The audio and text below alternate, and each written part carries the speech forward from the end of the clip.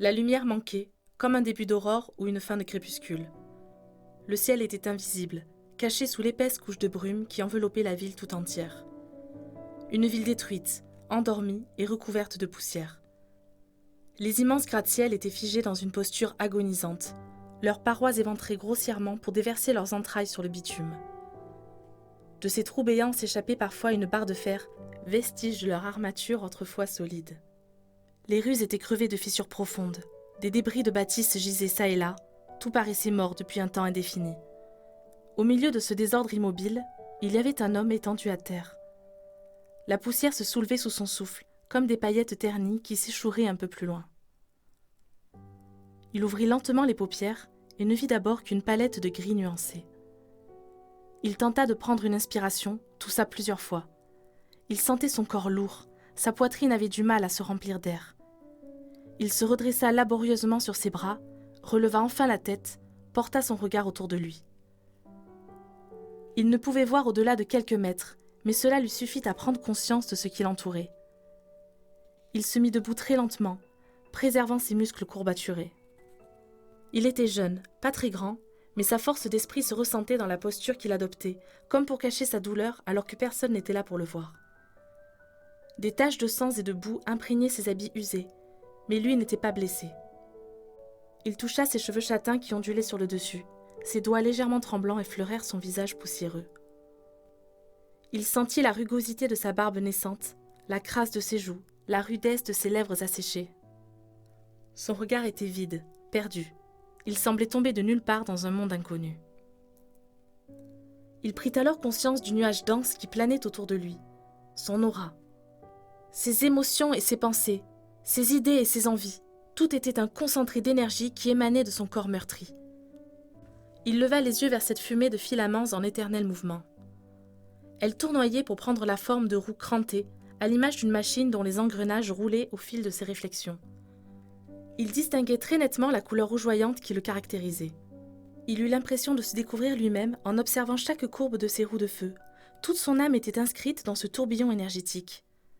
Cette aura était le reflet parfait de sa personnalité. Elle faisait partie intégrante de lui. Elle était lui. Il fit un tour sur lui-même pour scruter les alentours. Dans son aura, ses questions et ses peurs s'enchevêtraient dans une anarchie désagréable. Car aucun son ni aucun mouvement ne pouvait briser sa solitude. Il se trouvait au bas des marches d'une immense bâtisse à moitié effacée par la brume. Elle ressemblait à une cathédrale d'un ancien temps, s'élevait dans les élancements pointus de style baroque. Au centre de la place, il y avait un grand puits en pierre qui attira son attention. Il s'en approcha lentement, le crissement de ses pieds sur les gravats résonnait dans ce silence omniprésent. Mais au fur et à mesure qu'il avançait, il crut apercevoir un amas étendu au pied de ce puits. Son cœur s'emballa quand il découvrit qu'il s'agissait d'une personne, une femme. Le souffle court, il accourut vers elle. Elle était allongée sur le dos, ses longs cheveux sombres s'étalaient autour d'elle. Son corps aux courbes arrondies était vêtu d'une robe drapée bleu foncé souillée de boue. L'homme s'agenouilla sans savoir que faire. La seule chose qui lui vint à l'esprit fut de poser une oreille sur sa poitrine pour écouter si son cœur battait encore. Il poussa un faible soupir de soulagement. Il n'était pas seul dans ce décor angoissant. Il pensa à tous les moyens pour essayer de la réveiller, mais resta finalement là, à observer son visage ovale, subjugué par son teint pâle et ses lèvres à peine entr'ouvertes. Son regard s'accrocha alors à son cou, car à cet endroit-là, sa peau était bleuie. Il se pencha pour étudier le gros hématome violacé, des marques très nettes de strangulation dans une forme de main parfaitement dessinée. Il fronça les sourcils, son aura envahi de questions sur ce qui avait pu lui arriver. Il n'eut pas le temps de fonder une théorie que la femme ouvrit les yeux. Des yeux couleur cobalt, un contraste étonnant avec ce qui l'entourait. Elle s'assit difficilement avant qu'il n'ait pu lui venir en aide, puis elle observa le triste paysage, complètement perdu. L'aura de cette femme s'échappa alors d'elle dans une véritable tornade d'émotions. Il découvrit une énergie indéniablement plus grande et plus forte que la sienne. Un concentré aussi bleu que ses iris, une couleur profonde qui dessinait de majestueuses spirales. Elle s'étalait autour d'elle dans d'éternels mouvements circulaires, un merveilleux tableau vivant, gâché par une fumée noire qui serpentait au milieu de ses courbes. « Est-ce que ça va ?» demanda-t-il.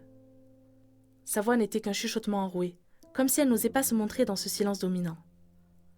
L'inconnu cligna des paupières avant de l'observer. L'homme fut mal à l'aise face à la grandeur de ses émotions. Il craignait cette énergie malsaine qui ondulait dans son aura comme un monstre gardien. Il se sentit idiot d'avoir peur de cette fille visiblement aussi perdue que lui. Alors il rassembla son courage et la dévisagea réellement. Mais quand leurs regards s'accrochèrent, l'aura bleue attaqua la sienne dans une morsure foudroyante. Ses engrenages firent un mouvement de recul. Ils sursautèrent tous les deux dans ce flash de lumière énergétique. La fille baissa immédiatement les yeux, honteuse, et rangea son aura derrière elle. Il lui en fut reconnaissant et décida de ne pas la blâmer pour cela. Elle était perdue et la blessure autour de son cou témoignait d'une violente agression. Les auras étaient le centre de leurs émotions et comme elle, il était impossible d'en avoir un parfait contrôle. « Où est-ce qu'on est ?» demanda-t-elle. Sa voix était rauque et fragile. Elle se massa la gorge et toussa faiblement après avoir parlé. « J'en ai strictement aucune idée, » répondit-il à mi-voix. « Tu te souviens de quelque chose ?»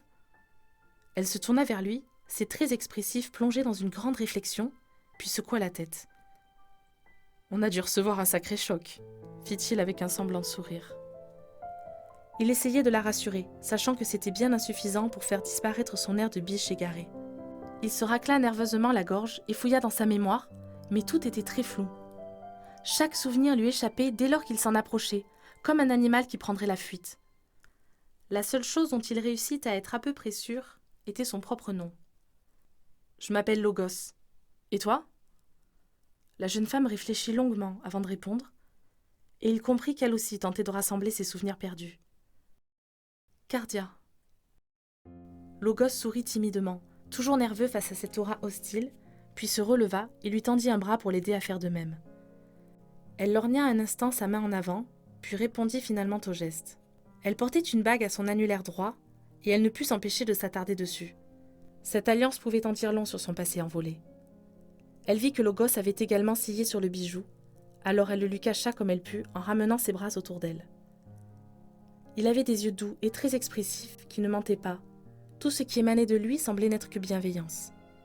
Elle aurait pu se réjouir de sa présence, de ne pas être seule dans cette ville terrifiante. Mais elle ne pouvait ignorer la réaction agressive de son aura face à la sienne. « Tu es blessée ?» demanda-t-il. Elle ne répondit pas, trop occupée à mettre de l'ordre dans ses pensées en massant sa gorge douloureuse. Elle essayait de repousser ce sentiment de chagrin intense dont elle ne connaissait pas l'origine, et après plusieurs secondes, elle prit enfin conscience de son corps et du mal qui l'assaillait. Une douleur sourde s'étendait dans ses muscles, mais aussi une plus vive et brûlante sur ses bras, ses jambes, son buste. Elle remonta une de ses manches pour évaluer les dégâts. Logos ouvrit la bouche de surprise. Elle était lacérée d'entailles profondes. La plupart semblaient très récentes, alors que d'autres étaient recouvertes de sang séché ou presque cicatrisées. Elle portait également plusieurs égratignures et d'innombrables bleus, comme des coups violents incrustés dans sa peau d'apparence fragile. Logos lui saisit le bras pour voir de plus près. « Mais qui t'a fait ça ?»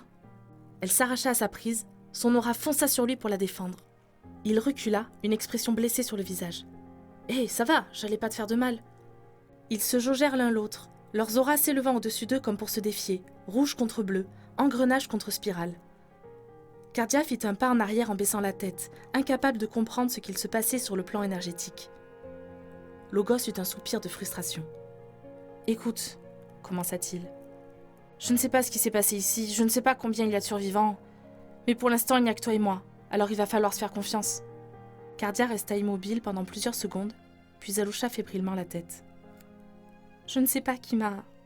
Je ne me rappelle de rien. » Logos acquiesça avec compassion et lui tendit de nouveau son bras pour l'aider à marcher. Elle se résigna à accepter, ses doigts délicats s'agrippèrent à la manche de sa veste en cuir. Elle s'y appuya comme elle put pour boiter sur ses pieds nus. Elle était déstabilisée par l'odeur ambrée qui s'échappait de lui à chacun de ses mouvements. Logos la soutint jusqu'à la cathédrale afin de se mettre à l'abri du froid, ne pouvant s'empêcher de jeter des coups d'œil en sa direction. Son profil tout en finesse et sa respiration douloureuse le bouleversaient. La seule présence de cette femme réussissait à remuer chaque atome de son être et de son aura. Pendant un moment, ils ne parlèrent plus, retenant leurs énergies qui réclamaient un nouvel affrontement. Leur souffle difficile projetait des nuages blancs dans la brume grise. Ils marchèrent ainsi jusqu'à l'immense porte de bois qui, par chance, n'était pas fermée à clé.